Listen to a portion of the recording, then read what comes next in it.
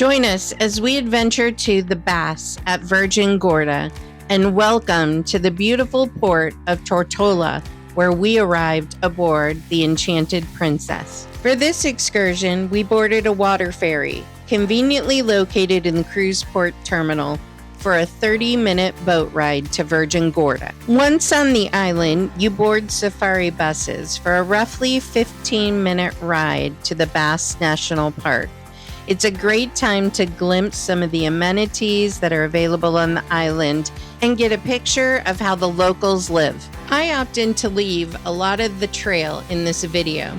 The difficulty of the trail seemed to be the biggest concern amongst visitors based upon the conversations I was hearing from those around me. So I think it's important for anyone visiting to know the terrain you'll encounter. Depending on the shore excursion provider, this activity will be rated moderate to strenuous, and I think this rating is strongly influenced by the agility needed to move through some sections of the cave, as opposed to what you'll encounter on the trail. The trail does include some stairs and small obstacles, and in some sections you're exposed to direct sun with little cover. However, there are some nice shaded areas and a few benches along the way for those that need to rest. Overall, I would rate this 1-mile trail as beginner friendly. There is a shorter trail that you can take from the visitor center that goes directly down to the beach at the Bass. But in my opinion, I wouldn't miss this longer walk as it winds in and out of some beautiful areas.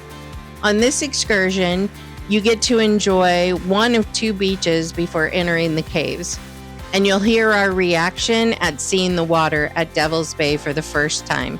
Absolutely stunning. The water was clear, cool, refreshing, and we even spotted a few cute little fish. This is a beach not to miss. We were given roughly 30 minutes to swim before moving along the trail to the entrance of the caves. Oh, look at that water. Wow.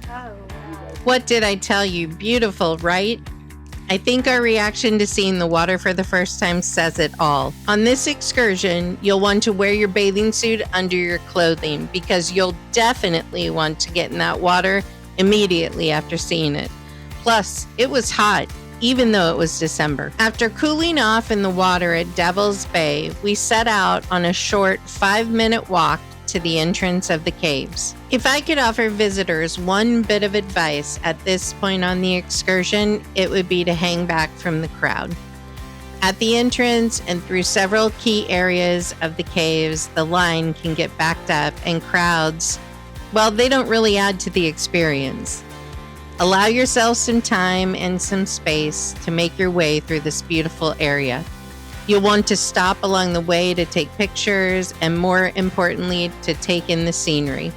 The massive granite boulders that you're walking amongst have been here for thousands of years.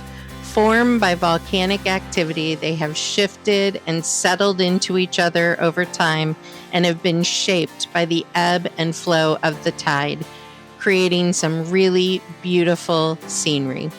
As you venture through the caves, you'll encounter some wooden steps, a few narrow openings, and a rope hold in one of the sections that you might use to steady yourself where you need to walk up and over one of the granite boulders. If you're relatively agile, you should maneuver through the caves without any problem. There were all sorts of people with varying degrees of ability enjoying the trail. And one of the rewards comes towards the end of the caves as you reach one of the most photographed sections of the Bass. Truly stunning. As you make your way out of the caves, you're greeted with the second of 2 beaches. There's a place here to use the restroom, a bar to get drinks, and do some light souvenir shopping. We opted to spend most of our time, you guessed it, in the water. This is truly the best excursion and the best day of our entire cruise. We could have spent hours hanging out in that beautiful water and trying to capture the cute little fish. But underwater photography without a snorkel, it's hard. Seeing the boats anchored off the coast and imagining spending more time here is really what got our wheels spinning as we're considering becoming boat owners. It was just a magnificent day and a place I want to spend more time at in the future. We didn't capture video on the trail back up to the visitor center, but if I recall it correctly, it's a relatively short walk, maybe 5 minutes. There is a slight elevation gain, but nothing to be concerned about. From there, we hopped back onto the safari buses and made our way back to the port. The ride on the water ferry on the way back was really beautiful, and we spent the majority of our time talking about how much we enjoyed our day. I hope you enjoyed taking an adventure with us. If you did, please share your feedback about what you liked about the video, what you could use less of in the future. We're new at capturing footage on a GoPro and just learning the video editing process in general, so all feedback is helpful. Also, follow us, like this video, and depending on where you're watching the video from, subscribe. We'll have lots more videos in the future.